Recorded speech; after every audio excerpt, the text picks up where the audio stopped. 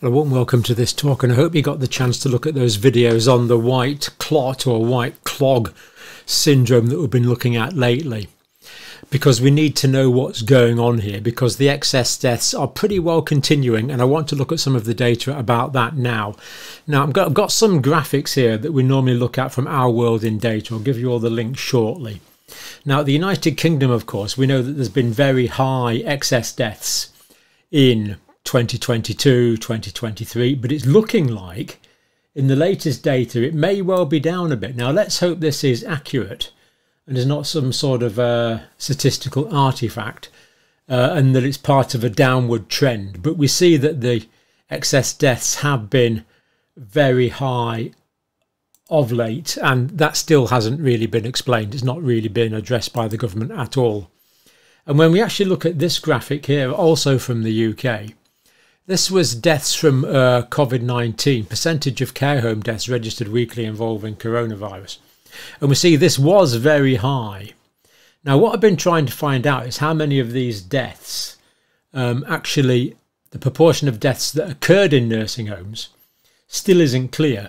And the proportion of deaths that were caused by midazolam and morphine as opposed to COVID-19 has still not been investigated. This really needs to be investigated, because a lot of the early death data was based on deaths in care homes. And I've been talking to nurses around the country who are reflecting on the amount of morphine and midazolam that was given in relatively early stages of the illness. Hopefully more to come on that before too long. But that's the figures from the UK percentage of care home deaths involving coronavirus. Now, this is the overall deaths in the United States, the overall excess deaths. Now, this graphic is pretty frightening, to be quite honest. Looking at the United States, we see that excess deaths have not dropped below 10%, or not significantly below 10%, since way back in 2020, and are currently running about, what, round about 12% above what we would expect, that being the 10% line. So excess deaths above what we would expect have remained high in the United States on an ongoing basis. And of course, because of the large population in the United States, this is a huge number of individuals who are no longer with us. Data not very up to date, but that's the latest we've got from the from Our World in Data.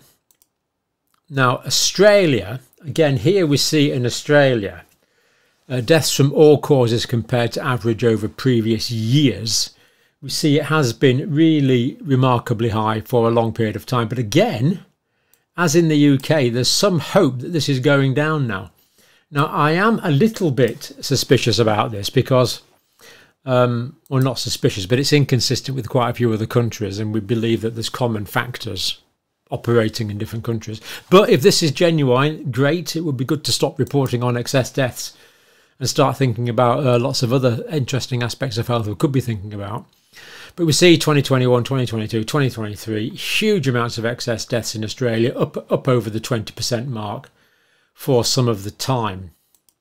Now, this is Bulgaria. Now, what we notice is in Eastern European countries, the excess deaths are actually, or the deaths aren't excess, they're lower than would be expected, which of course is precisely what we would have expected after the pandemic that we're not seeing in other Western countries. So the question is, what could be different between these somewhat less developed Eastern European countries and the more developed Western countries and the United States? What could be the difference between these countries that could possibly account for the excess deaths? Because we both had the same pandemic.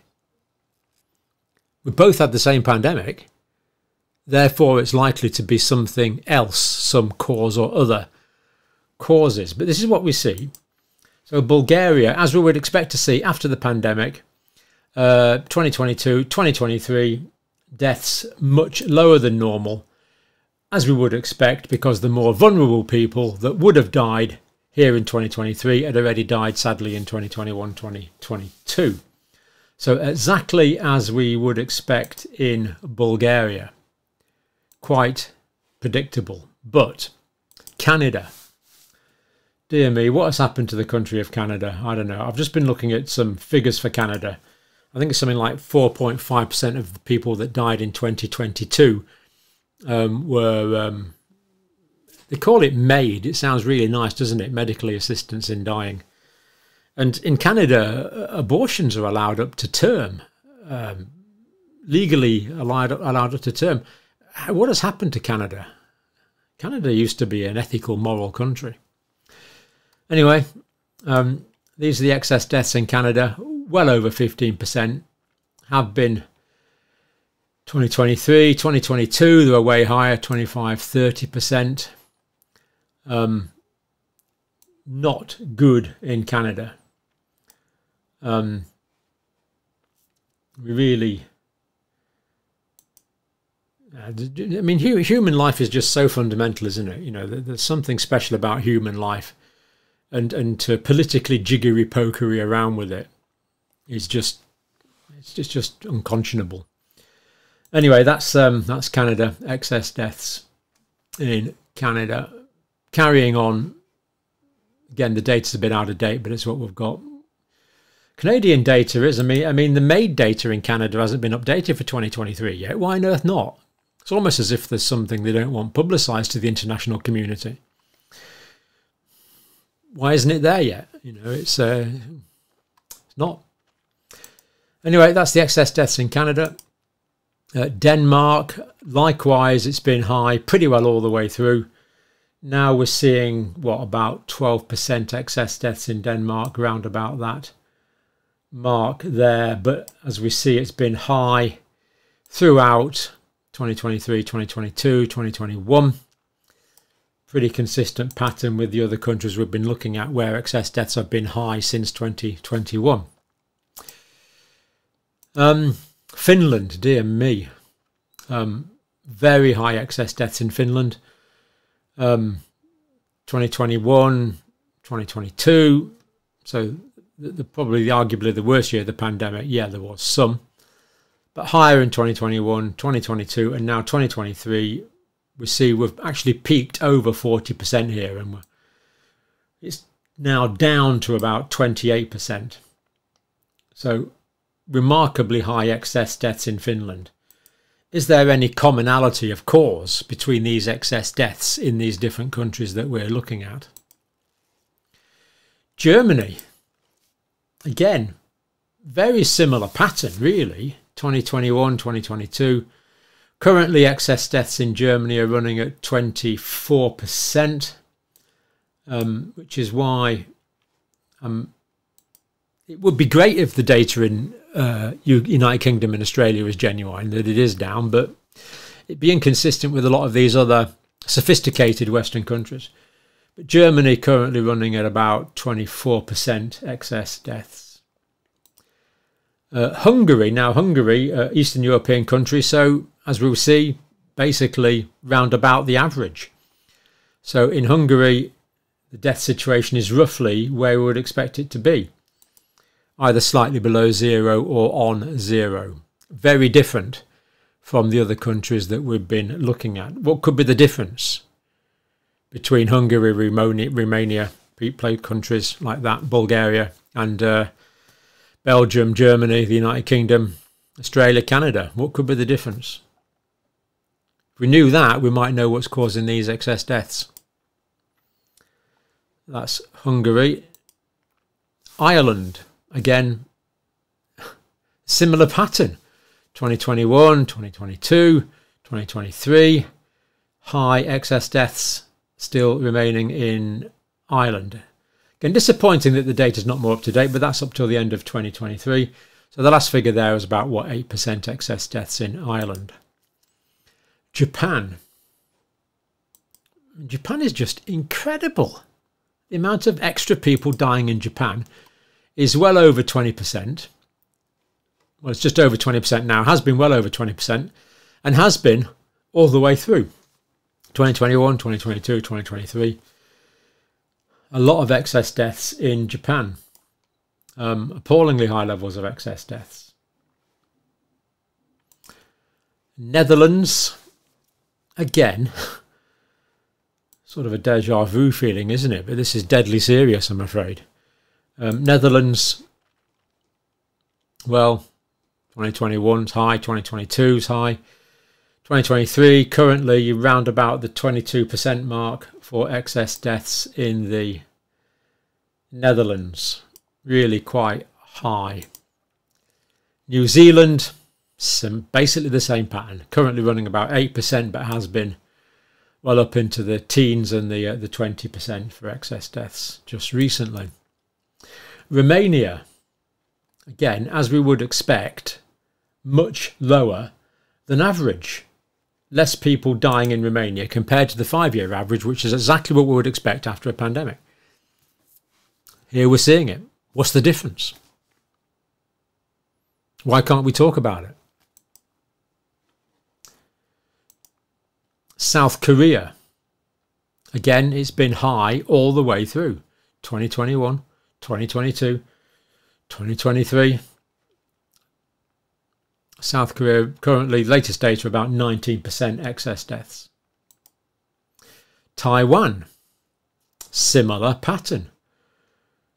Again, up to the end of 2023, excess deaths were about 10% at that stage. United Kingdom, thankfully, we believe just a little bit down now going into 2024. Let's hope for the best there.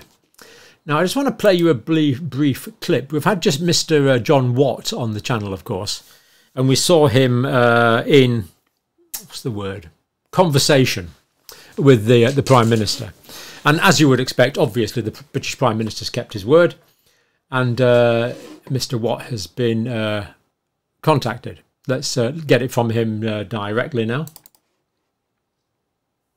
Happy Friday, everybody. So I just want to say, first of all, thank you very much to everybody. Thank you so much for all the love and support for myself and Adam Rowland on this very important topic.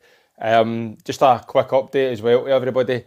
GBN News have been in contact this morning, and I believe that Mr. Rishi Sunak's team have asked for myself and Adam's details. So, and I will be asking for a face-to-face meeting with Mr. Rishi Sunak on this important topic. So, who knows? Maybe we're going to start to get heard. And I just want to say as well, I've now got a meeting with an MP today. I've got another meeting with another MP today. So I'll just keep going. You know, bring the noise, as I like to say. But I just want to say thank you to everybody. And honestly, you've no idea how much it means by standing with us. We really appreciate you all. And I hope you have a good weekend. Yeah, thanks for the update, John. Great to hear that the British Prime Minister's agreed to that. I don't know if he's agreed. Don't think he's agreed to a meeting yet, but he's been contacted by staff. Let's hope for the best there. Now, links, of course, as we always give, Our World in Data, ONS link for deaths in care homes, inconclusive, unfortunately. Nice guidelines. This was the guideline I was talking about here that raised all the concern about the midazolam and morphine. This was the nice guidelines that we were concerned about. I haven't got the full details on that, so we'll leave that. But they are the links. You can check on that. It was a nice guideline. Oh no, that was it. Yeah, NG163 was the one of one we were worried that was advocating the morphine and midazolam. That's it. NG. You can't see it. Let me write it. NG163. We have looked at this in the past, of course. Wasn't updated. Was updated on the 13th of October 2020, but as far as I know, wasn't replaced until the 23rd of March 2021. So quite a lot of time for people to be given morphine and midazolam. That was the link to Mr. Watt's Twitter site. Now, just before we finish, we've been looking at these white clots or clogs or whatever you want to call them that arose in blood vessels, and we saw conclusively from photographic evidence that they were there in the United Kingdom and the United States, different parts of the United Kingdom and the United States. Now, these are from the feedback, the comments, and the comment section of these videos is actually essentially qualitative research. If someone took the time to analyse it, there's some really quite useful stuff there. So we know they're in we know these clots are in England. We know they're in different parts of the United States. This is from the comments. Now, of course, we can't validate these, but they are accredited YouTube accounts. I'm an Australian embalmer. We are seeing the same clots, and I've had other anecdotal reports that are agreeing with that. Another one. I have a friend who is a funeral director here in New Zealand. I asked him and he said he was finding the same thing, and I live in a small town. Another one. I know a guy's wife who's an embalmer. She said ever since the you-know-what, I wonder what he means, the you-know-what, she's never seen so many cases of clotted arteries in her life. I will share this one. My daughter passed away, 29 years old, a blood clot. They called it a thrombotic pulmonary embolism. I'm only reading this because you have greatly, nobly put this into the public domain. In the comments, the coroner told me that she was presenting these type of white clots. I won't go on with that. It's she was a new mother and I miss her dearly. The Public Health Organisation was supposed to follow up with her, but they didn't. Another comment. As a physician practicing in the United States, I'm extremely concerned about the rising excess deaths and its correlations to 2021. Practitioners need to be brave and continue to speak out with compassion to educate our patients. I believe the dam is ready to break soon. Another comment. John's past few episodes alone should be a wake-up call for an independent review body. Absolutely. And the work, of course, has been done by others. I'm merely passing on their work. There should be, at the very least, a database showing if the deceased had a particular treatment or not, and if so, what types of particular treatment were administered. Last one I'll read out. I know a 64-year-old man, perfectly healthy, had particular treatments, who died of a massive heart attack 2 months ago. The hospital ordered no autopsy. Now, this is unusual. This would have happened in the past. His wife has employed a solicitor to insist an autopsy is done. Funny. It's like the hospital has something to hide. Can't think why. So do add to these comments and read them, because they are a study in their own right. So more to come on the white clots, clogs, whatever you want to call them, story. I have got more information on that I'm processing at the moment. Let's hope the reduction in excess deaths are a trend in the United Kingdom and Australia, but in so many other countries they're not, other than the Eastern European countries. And of course we will keep you up to date with Mr. Watt's process with our Prime Minister. But for now, as always, thank you for watching.